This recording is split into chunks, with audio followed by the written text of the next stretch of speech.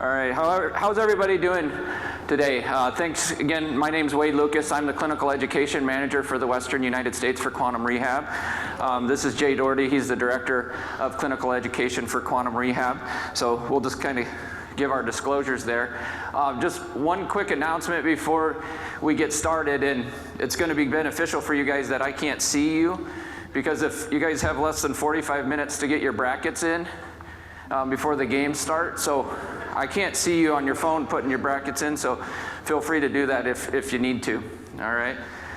So we're going to start off here. Like you'd mentioned, we're going to talk about some clinical considerations for alternative drive controls. And what I want to kind of preface this with is, you know, this is a class that we put together to kind of talk about the different options. And I always think back to being younger, being a kid. I'll date myself, growing up in the 80s, and I don't know where I fit. Everybody's talking about that peak of ATPs and everything, but the old cartoon of G.I. Joe is knowing is half the battle. And so, you know, whether you're an expert in alternative drive controls or not, but kind of the key to this presentation is to give an overall understanding of the different considerations, the different specifications, and what the capabilities are of each of these different drive controls that we're gonna go to. So as far as course objectives are concerned, we're gonna talk about 3 considerations for proportional drive controls. We're gonna talk about 3 considerations for digital or switch drive controls, and then discuss at least one factor of how tilt and recline affects the access to various drive controls. All right.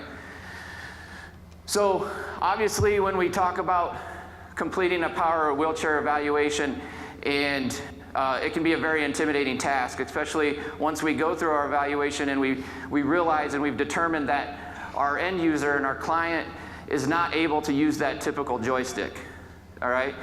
Because why is that so intimidating? I think it's because there's so much at stake, all right? What the decisions that we make have a major impact on the person's quality of life, obviously their functional mobility, access to the environment, physical well-being, control over their environment, just to name a few, all right? So we got a lot at stake in this, all right? So we want to have the tools, we want to have the knowledge and the basic understanding of these drive controls in order to make the best possible selection and the best possible choice for our patients and our end users, okay? To even complicate things, or make it even a little bit more intimidating, is with all of the advancing technology, which is a great thing because it gives us more opportunities to improve the quality of life and the functional well-being of our patients and our end users. But what do power wheelchairs these days offer? And I know what you guys are thinking. I mean, the first thing we think of is obviously mobility. So indoor mobility, environmental access to outdoor mobility, but we also have to consider other things that the person is going to need and benefit from in their day-to-day life. And that could include obviously being able to independently move themselves and independently reposition, okay? They're gonna need access to augmentative and alternative speech devices. We have the ability to give them access to computers, tablets, smartphones, and in turn we can allow them to access easier and more advanced access and control over more things in their environment.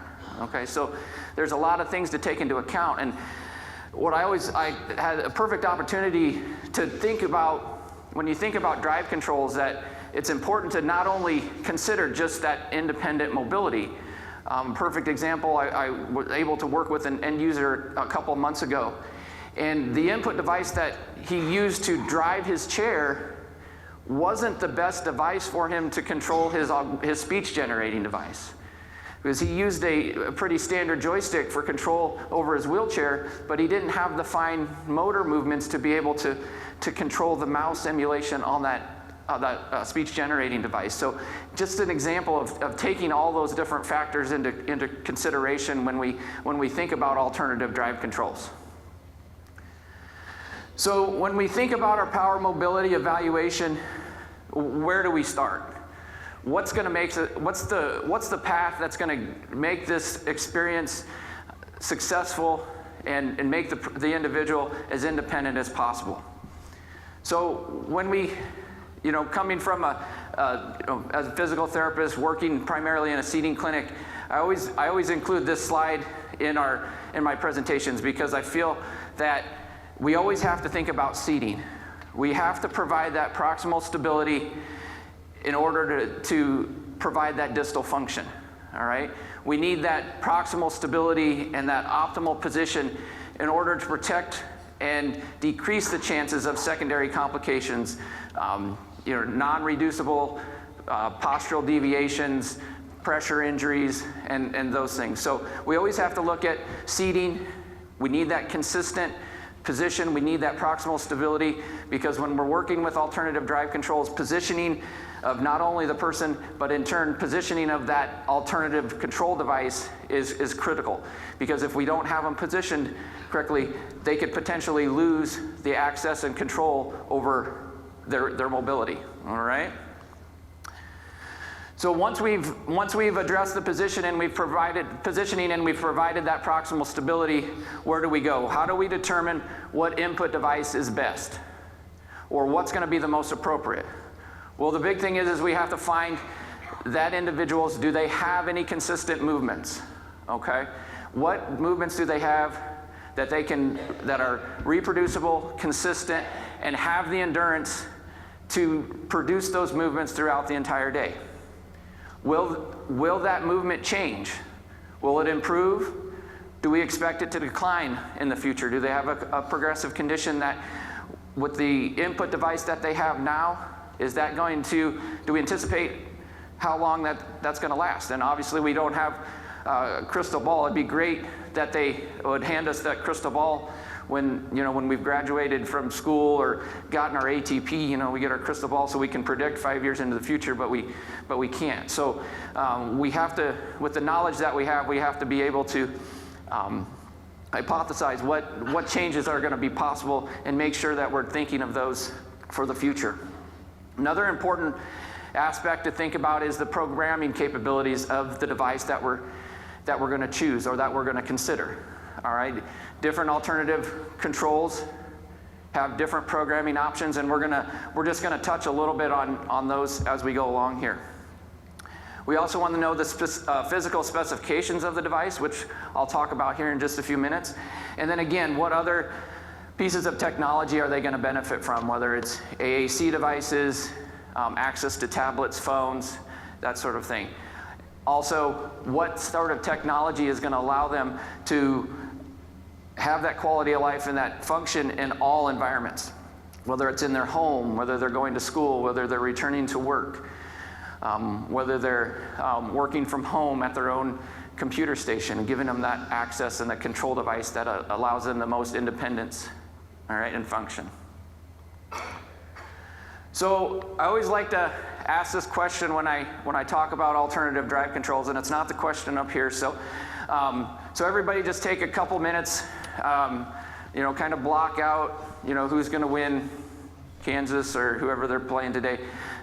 So kind of clear your mind, and I just want you guys to kind of think of this to yourself is when I say the term alternative drive controls, what's the first thing that pops into your head? And a lot of the times I think the first thing that pops into our head is, what is our go-to device if that standard joystick doesn't work? All right, where do we go from there? What decision-making process do we use? And that's one of the big things that we want to kind of discuss today, is to give you guys the background and an overview of these different specifications and the quality of these devices, and for you guys to be able to determine your own decision-making process. All right, when I get the opportunity to educate student PTs or recent grads, I always remind them, there's not just necessarily one way to do things. And that's the same thing here. You might have devices that you're more comfortable with, that you've had success with. And I wish I could, hindsight is always 20/20. I wish I could go back several years and as I learn more about the specifications and the capabilities and the programming of all these devices, that I could go back, and I always think about, Mr. Jones back man, I wish I would have had this device, or I wish I would have known about this device. All right, so we just want to talk about a way of you guys to kind of start thinking through the different devices. And so what we want to talk about is the hierarchy of input devices. All right, and why we have this hierarchy, the idea is to, obviously we want to choose the most efficient, the easiest, the most intuitive device for that individual. And so obviously when we start thinking about that, we always think of our standard joystick or our standard midline joystick.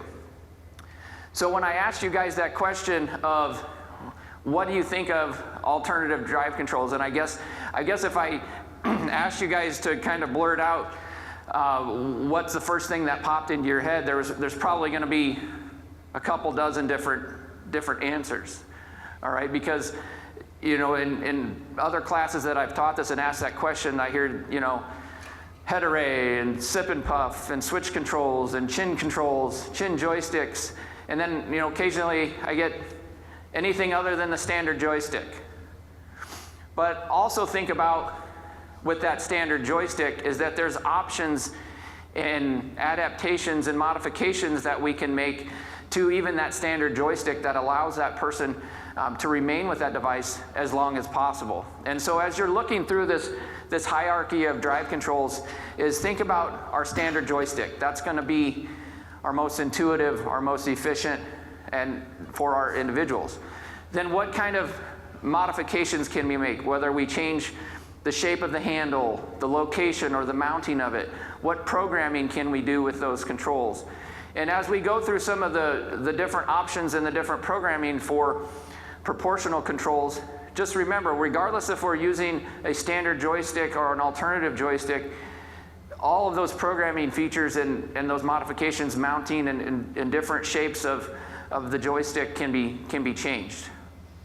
We then move down to we have our alternative joysticks, alternative proportional controls such as touchpads. All right.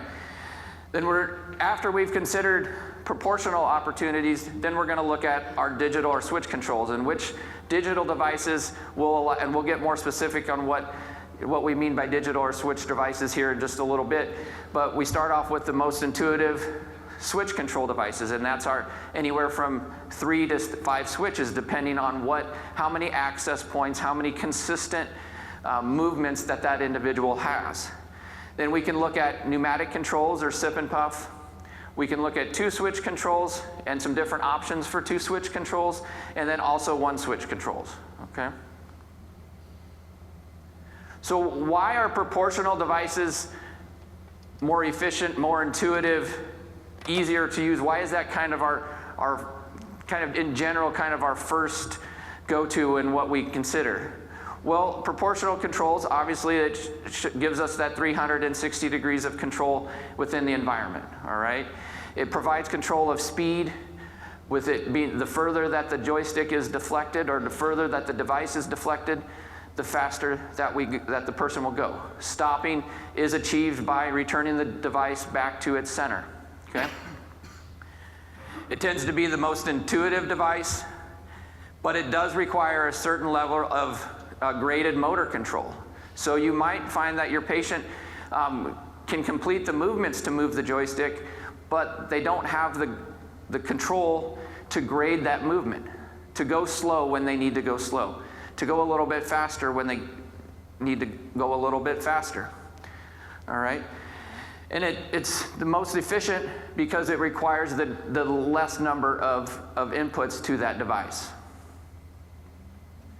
So the next couple slides are just a couple of examples of some different opportunities. And this is, again, throughout this, obviously I can't put up every single mount out there or every single joystick handle or, every alternative device, but this is such a great event because it gives all of us the opportunity not only to sit in classes and learn about these things, but then to go to the exhibit hall and visit all of the different booths and get an idea of what they have and what the options are, because this is my first ISS attending working for a manufacturer, but I had come a number of years as a clinician, and while the education has been great, I had gotten just as much value and just as much education by, going into the booths, and I think I used to drive them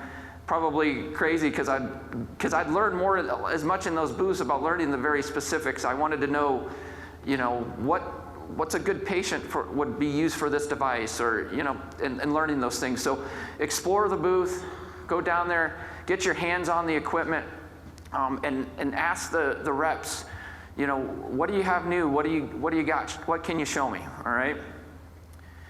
So we have hardware options that various different shapes and sizes of joystick handles, depending on what your patient's range of motion, strength, fine motor control is. All right. And then we also have some when we're working with somebody that has complex needs as far as expandable controllers and joysticks and whatnot, we have options for different programming. And here's a kind of a brief description of some of the different programming options that we have. So if we have somebody using a standard inline joystick, but they're progressing, or they're starting to lose some function, or their tremors are increasing, maybe from the very beginning, maybe it's a spinal cord injury where they don't have the strength to operate that standard joystick, but with some of these programming that maybe they can, and maybe it'll keep them in that proportional device for a little bit longer. So just kind of briefly, what we're talking about as far as different programming features, we have joystick throw, which is the amount of deflection that the joystick must travel in order to reach full speed. And this can be in every manufacturer, power manufacturer with expandable electronics. You can change that throw. You can take it from 100% throw and bring that joystick down. Okay? And so they don't have to deflect the joystick as far to reach that full speed. Kind of on the other side of that is we have center deadband, which center deadband is an imaginary circle of dead space around that joystick, where if that joystick is moved within that area, there's no movement or there's no output from that device. All right, and that can be adjusted. That can be, typically it's maybe about the size of the dime, and it can be increased from there. So that helps if somebody is resting their hand on their joystick and they have tremors, or just a lack of coordination, and they're shaking, and that chair is not going to respond until an intentional command is given. Tremor dampening, again, is also very similar, except when that person deflects the joystick outside of that center deadband and they still have some tremors and some lack of coordination, that the tremor dampening can be brought up, so then it increases or it only allows dedicated or intentional commands to respond to.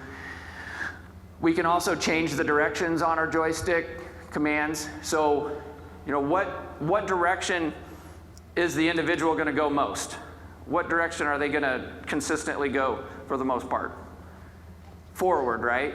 So we want to ideally, and this goes the same for proportional devices and digital and switch devices, we want to make that forward command their strongest or their most consistent or the easiest to get to. So what if that on a joystick is not forward? Well, we can change that. We could make forward reverse if their most consistent movement is left. I had a clinician about a year ago work in an ALS clinic, and she found that a number of her patients that so internal rotation was their strongest movement. So she would turn the forward command to be a left command. All right. We can make the joystick a 3-direction, where we toggle between forward and back. So we could make, if anybody have an individual that their strongest command or their most consistent command was reverse, and they couldn't push the joystick forward, well, we could make that joystick a 3-direction and make forward, when they pull back on the joystick, use a switch or a quick access toggle in order to flip that direction, all right? Then the last one on the screen is our switch joystick. So we can go into programming and turn that proportional input into a switched input, which means like each direction is like activating a switch. All right, so you have that person that has that gross motor movement that they're able to complete those movements and complete those directions, but maybe they lack that graded control or that graded movement in order to fine tune that proportional input.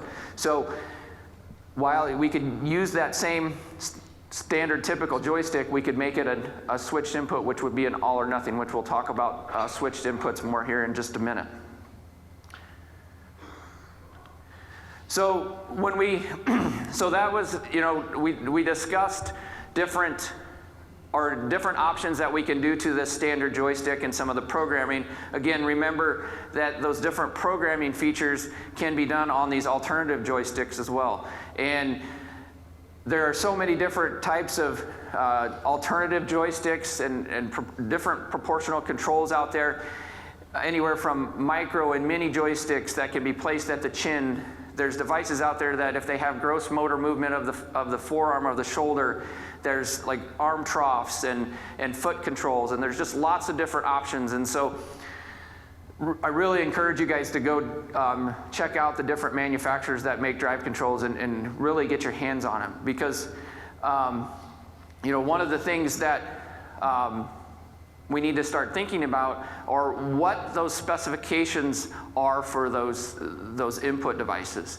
And I don't know about you guys, but like I said, hindsight is 20/20. But back when I first started and working with patients requiring different alternative drive control devices, how did I choose? And getting back to that decision-making process, was my decision based on some sort of method, or was it whatever I had on the shelf, or whatever my supplier had, or whatever I could borrow from a manufacturer? But I think, even if that's the case, it's important to understand what those specifications and what the capabilities of those joysticks are. And so what makes one joystick different from the other? Well, there's two kind of key concepts that I want you guys to think about and remember. And when you go through the booths, it's talk to the different manufacturers and get an idea of, number one, how much force does it require to deflect the joystick? Because that's pretty important. We go through this thorough mat eval and strength and range of motion, and then we choose a random joystick. Well, think about what movements they have, and think about the joystick's amount of force that it requires to deflect, and then also the distance of the throw. So how far must that joystick be deflected in order to get a full command? And so I really encourage you guys to stop by the different booths. And this is a chart. This is a flyer that Stealth had created with their different joysticks, and it just shows a nice representation of the different joysticks. And it talks about how many grams of force that is required to deflect that device, and then how much of the throw does that device have. Because there are joysticks out there that look like the same exact device, but if you look at the specifications, they could potentially have a different amount of force and a different throw. All right, so it's really important to understand those different characteristics and those different specifications of those devices, okay? So what's required when we use alternative proportional controls? Well, we need to make sure that we have a power wheelchair that has expandable electronics. All right, we need that expandable electronics to allow that different programming and allow it to accept those devices. We need some way to connect the device to the chair, whether that's through the enhanced display or some sort of secondary control input module. We need to make sure that we're considering seating. All right, so how is the person going to access their seating mode? How are they going to get to tilt, recline, legs, that sort of thing? And then possibly an attendant control if you have a condition where they're not, maybe they have a fatigue as a factor and they're not able to use that device throughout the day and may need some caregiver assistance, okay? So just to kind of quickly finish up on proportional controls, I wanted just to show one of my favorite little gals that I've gotten to work with. This is Viviana, and I know her face is blocked out, but she's a 13-year-old young lady with SMA. And so I'm sorry that picture's a hair blurry on the left, but I had to zoom in to really, they sent me updated pictures last week, so I wanted to make sure I showed the updated pictures. But she's using a micro joystick with 8.5 grams of force and a 3.3 millimeter amount of throw. On a tray, she only has just very slight movement of her thumb, all right? This is a really cool picture. You could probably guess what part of the country she's living in, but she's extremely independent, even without a lot of movement. And so what I wanted to do is, this was a really cool video that I was able to get last week, but this is a video of Viviana showing her horse. And you could see on the first slide that she's being presented with a first place in showmanship ribbon and belt buckle. All right, so this is pretty cool. She's leading her horse, and there's music in the background, but if you guys listen real closely, it's really cool because you could hear her giving commands to the horse. So I'm just gonna let this play, and then I'm gonna let Jay take over on the next section.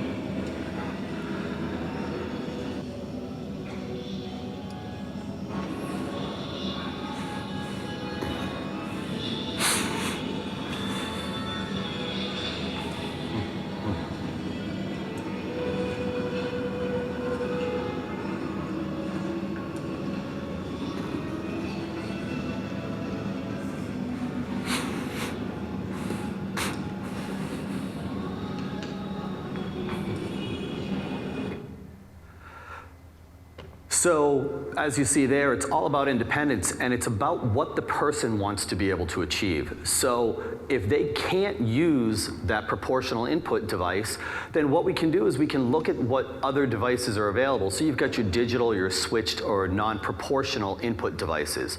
So they're going to be on and off. They're not going to give you the same amount of control that your proportional devices are going to give. Your proportional devices are going to give you the flexibility of controlling your direction with fine movements, as well as being able to control your speed. With your non-proportional, your digital type input devices, there's going to be much more programming at hand. You're really going to have to program each profile for what that person needs. For speeds, they have typically we're seeing this with someone who does not have the motor control that can use a proportional device. So they may use more of their gross motor skills, their larger movements potentially. So different types of switches, mechanical switches, I'm sure we're all aware of them, we all have used them. A variety of sizes and shapes. You really want to match the size and the force of the switch with the individual. Somebody has a very small amount of movement. It could be as small as just a slight finger movement. There's a switch out there that can meet that person's needs. It might be mechanical. It might be electronic or a non-mechanical type of switch. You have to look at the force that it requires. Also, folks with large movements or tone that they're dealing with may have very strong forces that they're putting into the switch. So again, there are switches out there that can take a lot of abuse from an individual. They're really hitting that switch and pressing it hard. They have switches that you can fine-tune the strength of the spring that's in it. So really looking at what's out there. Most of your mechanical switches, so of course they don't require electricity. So typically we see your mechanical switches used as an on-off switch for a power chair. So the person has that independence to turn the chair on and off as they need to. Drawbacks, just like anything, it's mechanical, it has moving parts. It will break over time, it will wear out.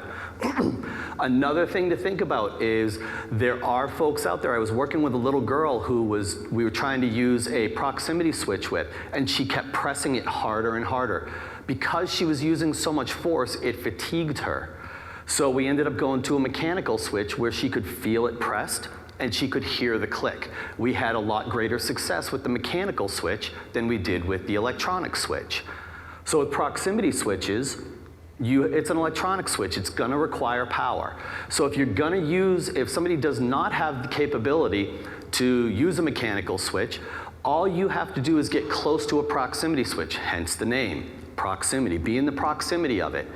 Anything that touches it to activate it it conducts. So your skin has moisture in it that conducts, so that proximity switch will activate. You do have to be cautious with it. I had a gentleman with ALS years and years ago, and he used to bask in the sun.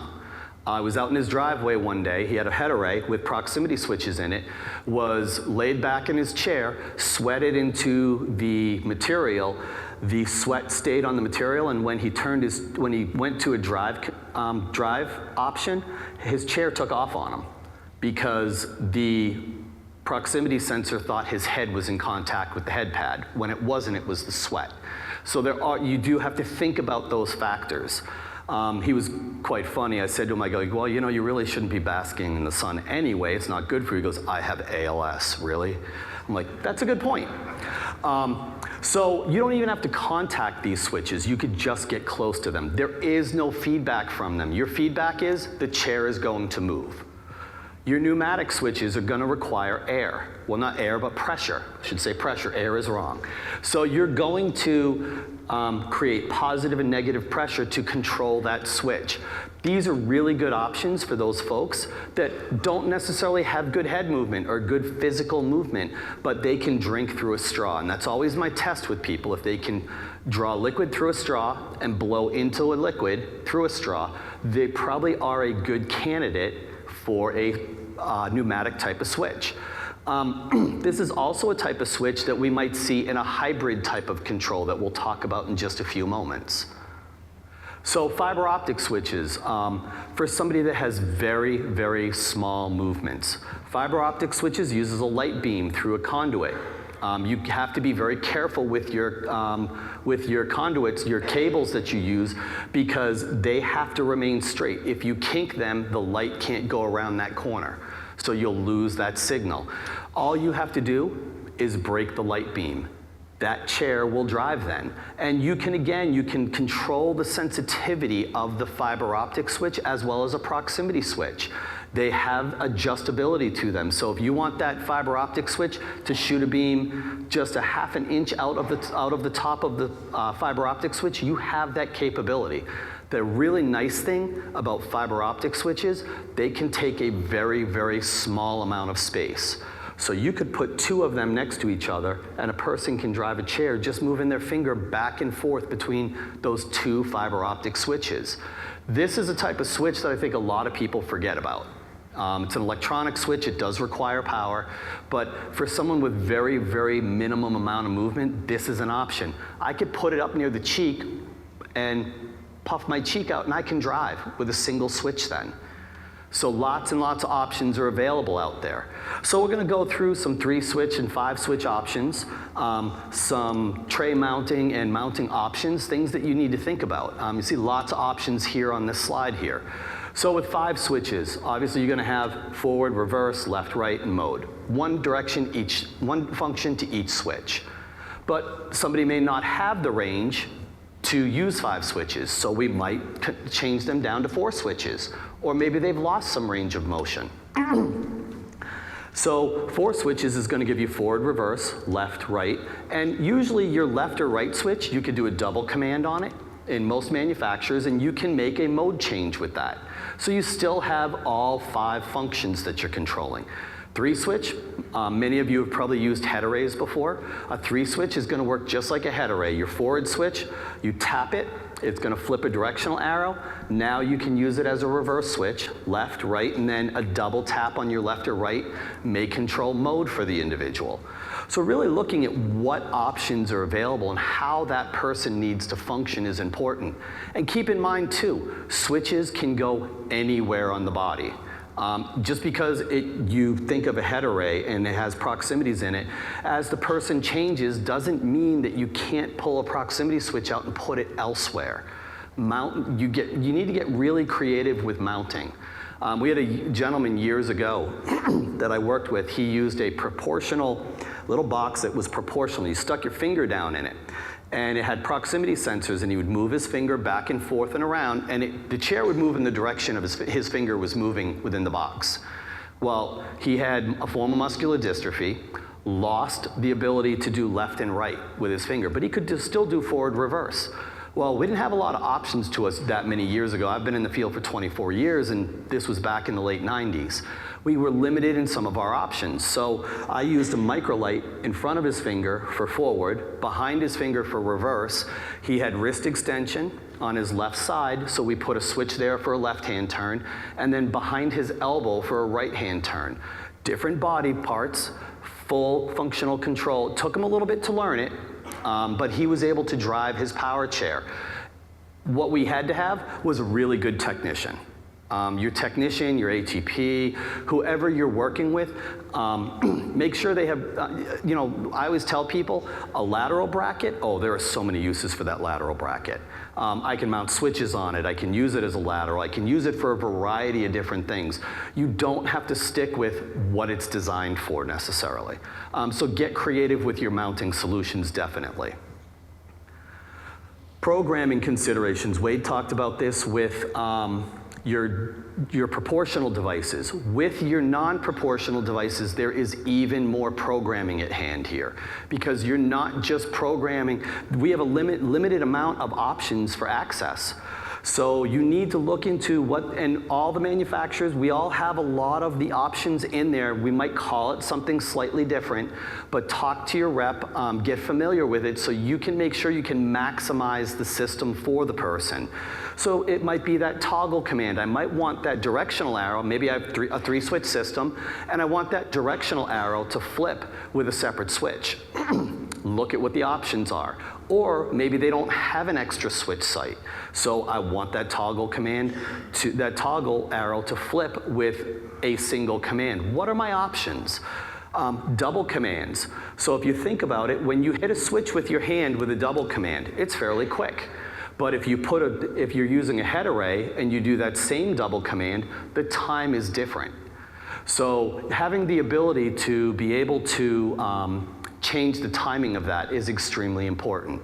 So look into what the manufacturers are offering. When we're talking about pneumatic switches, immediately everybody thinks sip and puff, as that's what we're talking about. So you've got 4-direction systems and you've got 2-direction systems. So your 4-direction is your standard sip and puff. A hard puff is forward, a hard sip is reverse, a soft sip is soft sip is a left, and a soft puff is a right turn.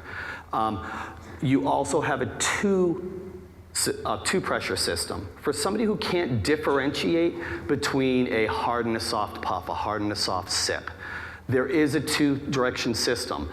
It's rather complicated, but it is available out there. And then, of course, you have combination systems that you could be looking at. So some things that you need to think about from programming, especially with someone who uses a sip and puff. Latch. Most of your sip and puff users, or anybody who uses a pneumatic switch, typically you're talking about they're latching the system. So with latch, most manufacturers have a couple of different options. We do offer cruise, so it acts just like cruise control on your car. So what I tell everybody when I'm teaching is when you set up cruise, turn your acceleration, your forward acceleration down. Because you want to give that person time to choose what speed they're going. So with cruise, I give a hard puff, the chair starts to move. At 3 miles per hour, I decide I want to travel at 3 miles per hour, I stop giving that hard puff. The chair will continue to drive at 3 miles per hour. If I want to speed up, I give another hard puff, the chair will speed up. If I want to stop, I give a hard sip, and continuously, the chair will come to a stop. Three-step. Three-step allows you, every time you give a forward command, when you're driving, it bumps you up 33% of whatever forward maximum speed is set at. So if it's set at 6 miles per hour, you're going to bump up 2 miles per hour every time you give a forward command. Now, I was, about a year and a half ago, I was in New Zealand for work, and we went to see a gentleman who had broken his neck in the US wakeboarding. And we went and we fixed some of the issues he was having, and one of his complaints was, I go out for walks with my friends, and I have three-step set up. He goes, every time I give a forward command, I either go too fast or too slow for their walking pace. I was like, oh, we could set up cruise. So we set up cruise. We actually were able to take one of his drive profiles away. He didn't need it anymore because he could adjust his speeds that much better. He really appreciated it and liked the functionality. And again, some sip and puff systems also offer a double command as an option for mode as well. I think that the combo systems are vastly underutilized. I've had a number of, it's kind of a roll of the dice whether it's going to work for someone or not. This is a sip and puff head array combination. So all it is the pneumatic portion is for forward reverse, and the head array portion is for right and left. The nice thing about this is you don't necessarily have to latch the system. So I've had a number of folks with sip and puff, they don't like to latch the chair. They're afraid of it. You know, if you're latched and that straw falls out of your mouth, you are traveling in that chair until it times out. That's the other thing to keep in mind, your latch timeout. Keep in mind that 10 seconds doesn't sound like a lot of time, except for if you're latched and the straw falls out of your mouth. Now you're traveling for 10 seconds before that chair comes to a stop and times itself out. So really pay attention to that timeout function. So with sip and puff head array, the person can use the rear head pad as a headrest. They have left and right, and they can veer really easily because they can give a puff, drive forward, and then give that right or left command for steer corrections. It works really, really well. I've had a handful of people that were sip and puff users that switched over to sip and puff head array. Sometimes they're very used to sip and puff, and it's a personal preference. It's not a big deal.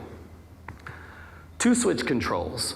So with two switch controls, you're really limited in what's available. You have a question?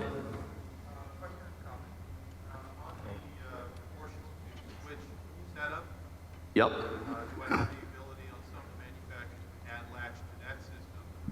And in regards to latch, I want to make a comment that I go all the way back to the first Magic.co systems, and we were looking for a consistent placement with the recess switch. But we wouldn't allow a latch system to go out without an accessible recess switch where they can stop the chair. And that's a good point. And you know, with sip and puff, sometimes you can get a fiber optic switch on the straw that if the straw falls away, the fiber optic switch triggers, and therefore it actually brings the chair to a stop. So there are things out there. Thank you. That's a good point. With a two-switch system, we have one built into our electronics. It's not simple. You press the right switch once and hold it, and it turns to the right. You tap it twice and hold, it drives forward. The left switch, you hold it, it drives left. Double tap and hold, it drives reverse. It's not necessarily a simple system to use, but what is linked driving. So I know Stealth has this, ASL may, I'm not 100% sure, but linked driving, you have two switches. You hold both switches, the chair drives forward.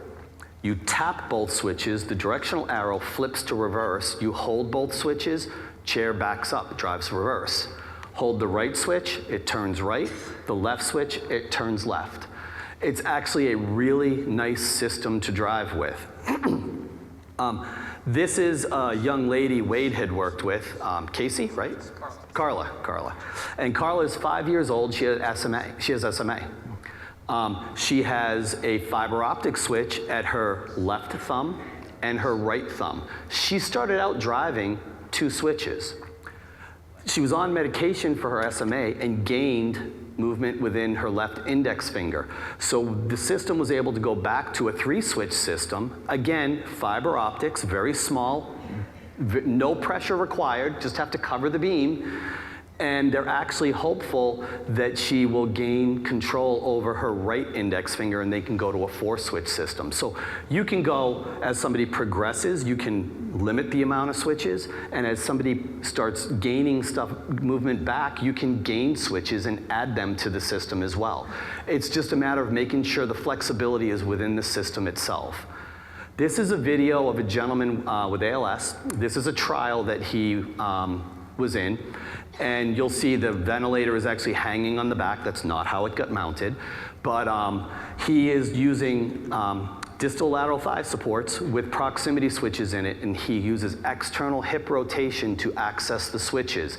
Drives in all directions of control using 2 switches.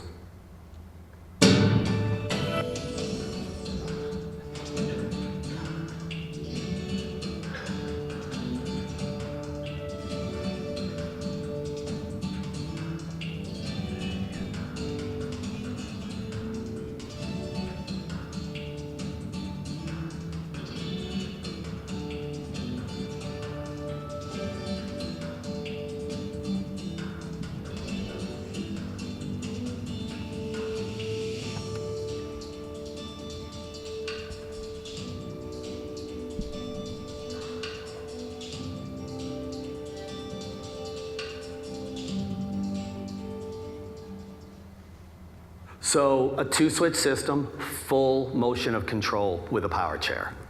So we've kind of gone down in the number of switches, so we've got 1 switch. Many of your manufacturers will have a 1-switch option within their electronics. If they don't, ASL does sell a single switch scanner. It has a 4-direction scanner on it. Some of the manufacturers have a 4-direction scanner, so it's forward, reverse, left, right mode. And then you've got an 8-direction scanner, which is actually going to give you your veering directions for veering right and left, forward, right and left, reverse, right and left. So it gives you 8 directions of control, which is what has great benefits for driving. But the problem is when I want to veer to the left and I'm going clockwise, I have to wait for that scanner to go all the way around. There's also a 2-step scanner out there, which allows for the most common directions of control, where it's forward, veer right, veer left, and then it's a step command. So if I'm driving along and I get to a point where I have to back up, I wait till the scanner gets to step, I click a switch, it opens the other directions up, I hit the switch when I get to reverse, the chair backs up, release it, it goes back to the most common directions again. So it's just options that are available within the system. So explore them and see what's available, and keep in mind, as that person with that progressive illness changes, you can change the electronics with them. They don't have to give up. They don't have to give up on independence. And in some cases, they may not want to drive anymore. That's okay. But we can get them controlling their power chair, their power positioning, so they can remain comfortable and healthy throughout the day. So there's still lots of reasons to use the electronics of the power chair.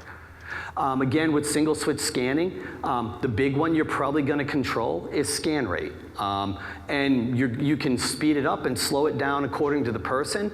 And as the person gets more efficient, you can increase the speed of the scanner. Power positioning considerations: anytime you're using any kind of input device, you need to think about your power positioning before you send the person on their way. So how is that person, can they drive in the position they need to drive in, obviously? Can they control the power positioning system, tilt and recline through the full arcs of motion? And when they're back, can they get back upright? Or do we need an alternative for them to be able to get back upright from that all the way reclined and tilted position? Latch can be really helpful, as well as a variety of other functions that manufacturers offer. So you can latch the system, so if somebody's using a joystick, they can just hit the joystick forward rather than holding it, and now the chair is going to bring them all the way upright because its seating system is latched. As I said before, especially with your non-proportional inputs, programming is going to be extremely important, not just for functions, but for really fine-tuning each drive profile. Especially with your non-proportional inputs, your turning speeds are going to make or break the chair. whether the person likes the chair or not. Because turning is where they're, if you have something that's too whippy, then they're not gonna feel stable in the chair, they're not gonna have good access to their device. So really dialing in the programming, there's a significant, when you're talking about an alternative drive control, there is a significant amount of programming at hand. Tracking technology, anytime, I'm a firm believer, if you're using a non-proportional or a digital switched device, tracking technology is something to significantly look at, okay? Tracking technology decreases the amount of steer corrections you have to make. If I'm going across grass and I hit a rock or I hit a root, typically the chair is going to pull in that direction of the side that the rock or root hit the drive wheel. With tracking technology, it allows the chair to continue to go straight, so there's less steer corrections, therefore the person has less fatigue. Now think about, so I live in a 150-year-old house, and our threshold is probably about a good inch high. Now if I go over that in a power wheelchair, it's very likely that chair is gonna pull to the right or the left, depending on how I hit the threshold. That's gonna pull me into the wall. I could be injured, I'm gonna potentially damage the chair or damage the wall. So there are some really important aspects to supplying that tracking technology. The biggest one to me though is that fatigue factor, allowing the person to continue their independence and drive for a straighter course and the chair to react the way they want it to. Suspension is a whole nother game to think about. When you're talking about suspension, if the person's being jostled around, that's going to impact their access to their input device. Whether it's a head array, whether it's a chin control, whether it's switches, and maybe they have very small movements and they're using fiber optics, it's going to impact them. So that stability is extremely important. Helps with maintaining posture, helps manage tone, which is all gonna impact their access to the electronics. I'm gonna pass this over to Wade to wrap things up. So just want to finish up with just a couple slides. So now that we've gone through that assessment to try to determine what input device is most appropriate for our individual and what device is going to give them the most success. So I wanted to throw a couple slides in here at the end just to kind of point out some different assessment or training strategies. And I know there's a lot of other classes going on that deals with this sort of thing. So I just wanted to kind of touch on it. And so of course our first assessment or training strategy is our traditional training, which is we set up the power chair, we get the person in the chair, and then we see what happens. I had heard it, I don't remember exactly who said this, but I remember somebody saying, sometimes power wheelchair training is like a rodeo, where you get the person into the chair and you get ready to power on the device, but you get ready for that first 8 seconds out of the gate to kind of see what happens.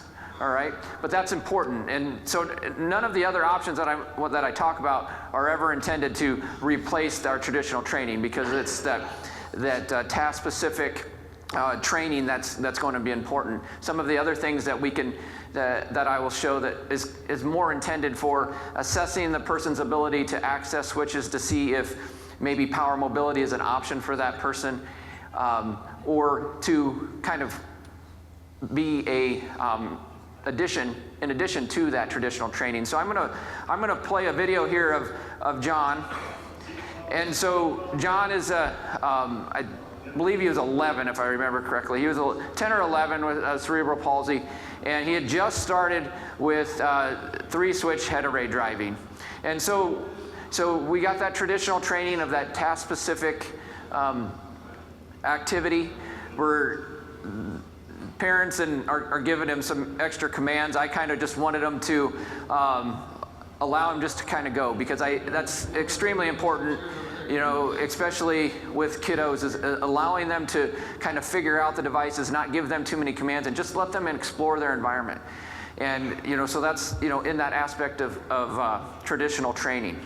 All right, so seeing what they do in that system, how they access the switch, how they react to those different movements. Okay.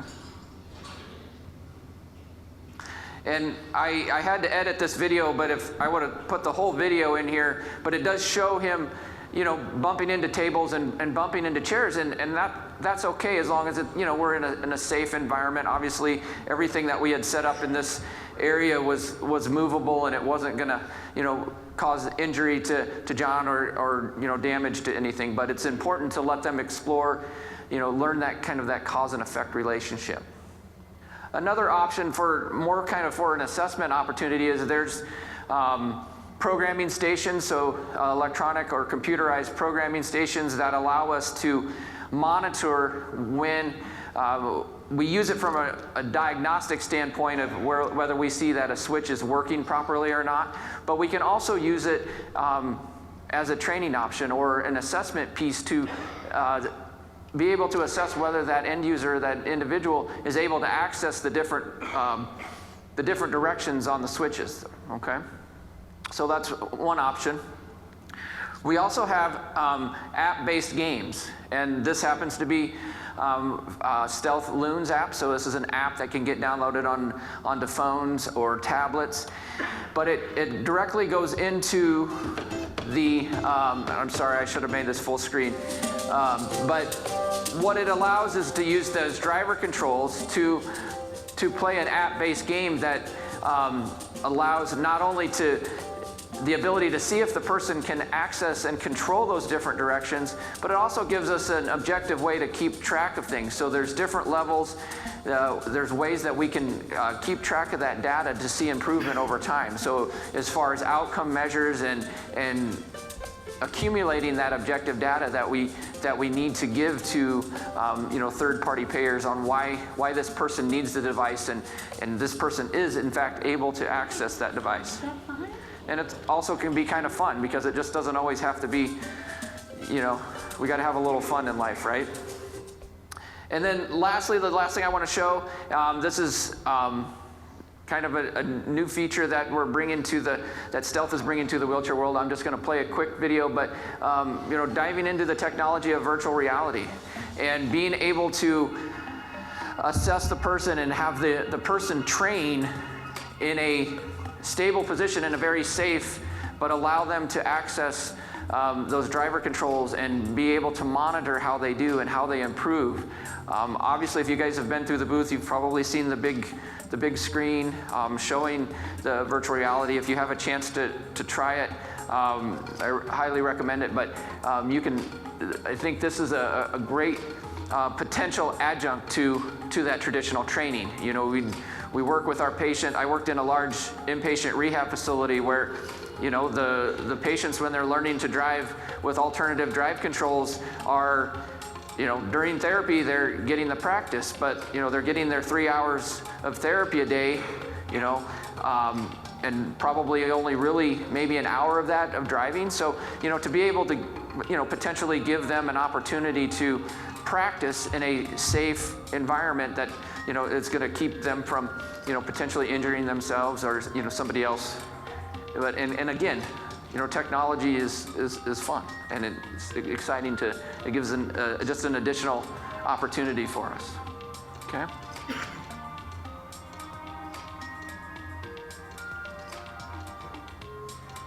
So this just kind of basically went through 3 different stages to where a very open gym environment, a outdoor environment, and now working through a small, tight turns inside the home type environment, okay?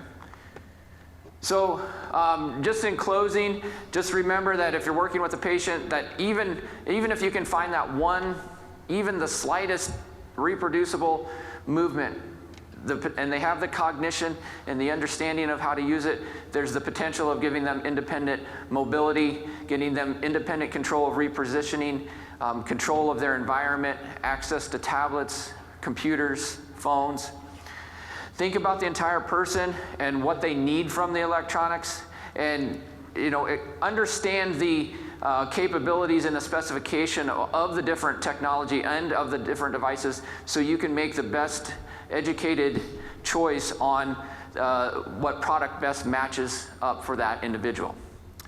I know we're just slightly past time, and I know it's lunchtime, so I'm sure you guys are ready for that. So if you guys have any questions, please come see us. We can stick around here for a little bit if you want. Also, we'll be in the quantum booth if you guys have any questions. If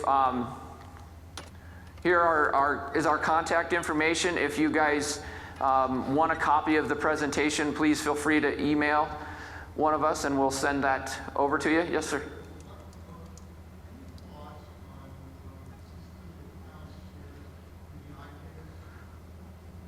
The eye gaze system, yeah, I've actually driven it. It works really slick. It's come a long ways in a short period of time, really. Eye gaze is continuing to evolve, and that system actually is probably the best working system I've seen in quite a while. You know, of course, you're talking about somebody who you really need a stable head position. So that's something to think about. You know, I think as people start to use it, we're gonna find out certainly more and more about it, I think. But I think it's really nice in the fact that a lot of these folks, especially the ALS population, they're losing function. They can maintain that independence. It's gonna open avenues for these folks to be able to control much more than just their power chair and their communication device.